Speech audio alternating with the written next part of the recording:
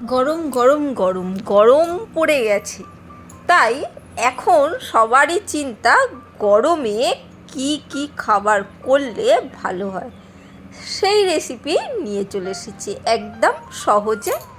আমরা বাঙালিরা মাছ প্রিয় মানুষ, তাই একটা মাছের রেসিপি তোমাদের সাথে শেয়ার করলাম।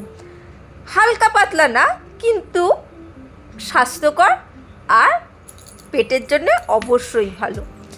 রুই মাছের রেসিপি। রুই মাছ নিয়েছি, এখানে দেখো একটা ছোট্ট পেঁয়াজ, কয়েকটা রসুন, অল্প একটু আদা, দুটো কাঁচা লঙ্কা, লেবু, পাতিলেবু, আর এখানে রেখেছি পুদিনা পাতা গাছে, আমার টবের গাছে ছোট ছোট পাতা তাই।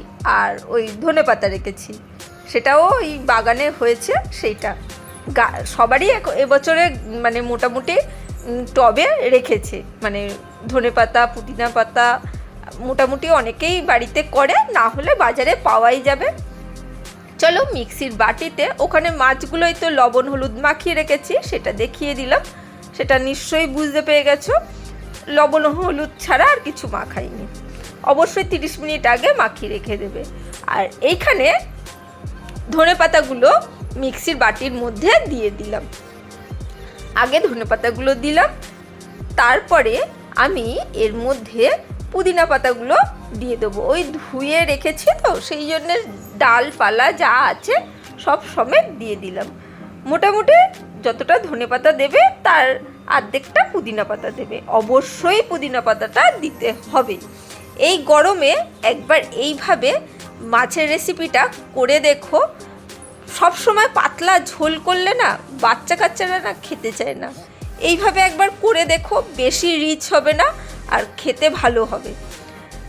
একদম ছোট্ট টুকরো আদা দিয়ে দিলাম, পেঁয়াজটা দিয়ে দিলাম, ওই 3-4টে রসুনের কোয়া ছিল সেটাও মিক্সির বাটিটা দিয়ে দিচ্ছি সব।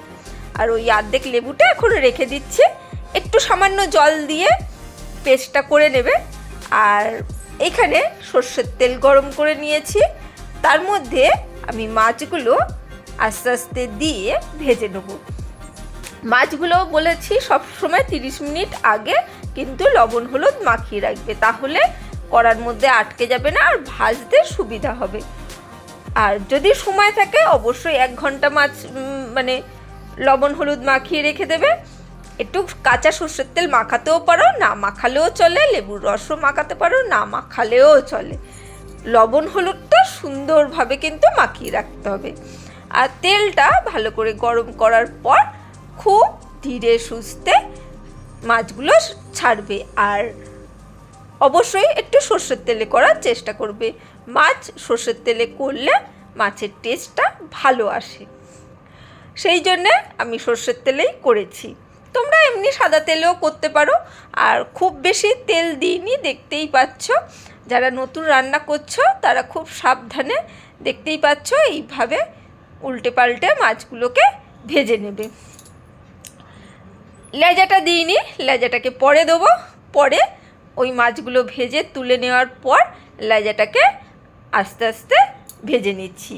যে তেলটা রয়েছে সেই তেলটার মধ্যে লেজাটাকে একটু ধীরে সুস্থে ভালো করে, কারণ লেজার দিকে মাছগুলো একটু মোটা টাইপের হয় তো, সেই জন্য একটু খুব সুন্দরভাবে কিন্তু মাছগুলোকে ভাজতে হবে। আবার কড়া করে একেবারে মানে মাছ ভেজে চামড়া করে দেবে না, তাহলে মাছের মানে টেস্টটা ভালো আসে না। সেই জন্যে অবশ্যই মাছটাকে মানে মিডিয়াম ভাজবে, খুব কড়া নয়, খুব হালকাও নয়।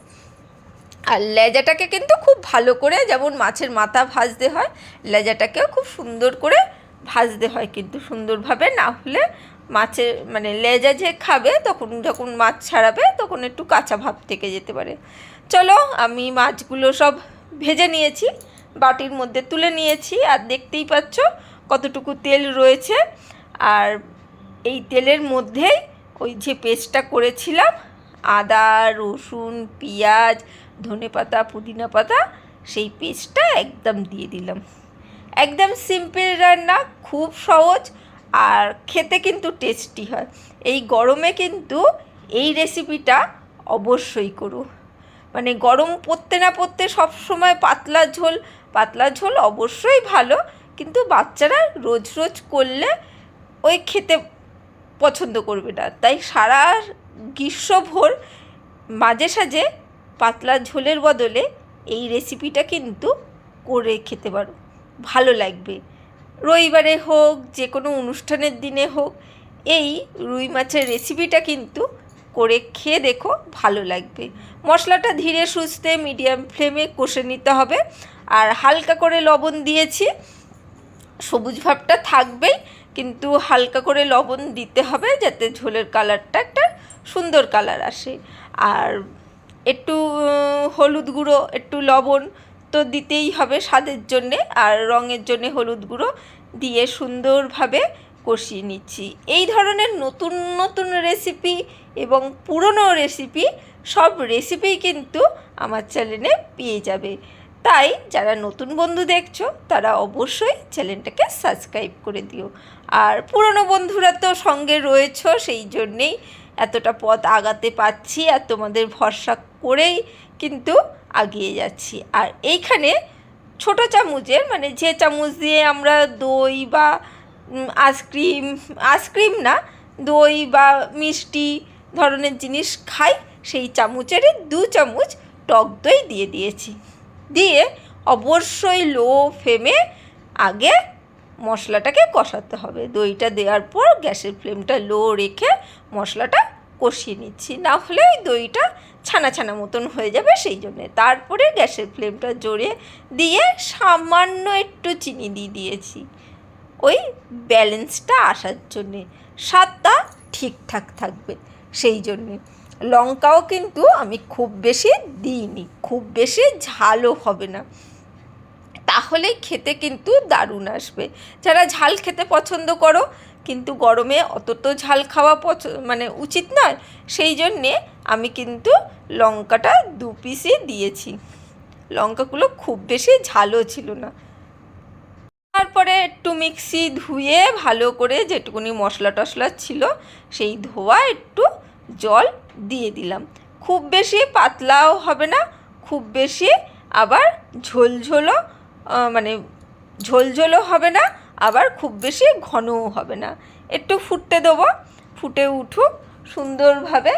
বুঝতেই পারো কতটা কষ্ট হয় ভিডিও করতে। ফোন এখন গরম পড়ছে, ফোন গরম হয়ে যায়, প্রচুর কিছু প্রবলেম হয়, আর সেই সব মেনে নিয়েই আমরা ভিডিওটা বানাচ্ছি তোমাদের জন্যে। মানে আমরা তো নিশ্চয়ই খাচ্ছি, আর তোমাদেরও শিখিয়ে দিচ্ছি এইভাবে করার জন্যে। চলো, একটু লেবুটাকে চিপে আমি রসটা দিয়ে দিলাম, আর দিয়েই কিন্তু মাছগুলো দিয়ে দিলাম কড়ার মধ্যে। দিয়ে সামান্য একটু ফুটিয়ে গ্যাসটা আমি বন্ধ করে দেবো। সুন্দরভাবে ফুটে গেছে। আর এইখানে সামান্য একটু গরম মশলা গুঁড়ো, খুব সামান্য একটু গরম মশলা গুঁড়ো দিয়ে দিলাম। দিয়ে ব্যাস দেখো সার্ভ করে দিয়েছে, কি সুন্দর, আর খেতে কিন্তু দারুণ হয়েছিল। আজকের জন্য বাই।